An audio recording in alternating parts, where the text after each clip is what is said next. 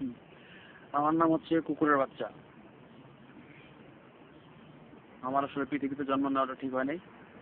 আপনাদের যাদের অনেক রাগ আছে আমার উপরে, গালিগালাজ করতে থাকেন, তবে আমি গালি খাওয়ার যোগ্য। আমি নিজেই বলতেছি, আমার কিন্তু অ্যাকচুয়ালি জন্মে ঠিক নাই, তাই না? আমার মার থেকে আমি ছোটবেলা শুনছিলাম যে যখন আমি জন্ম নিয়েছিলাম তখন আমার বাপ বলছিল যে এই সন্তান কার, আমি ওকে চিনি না, লাইক তুমি কিভাবে ওরে পেটে নিছো।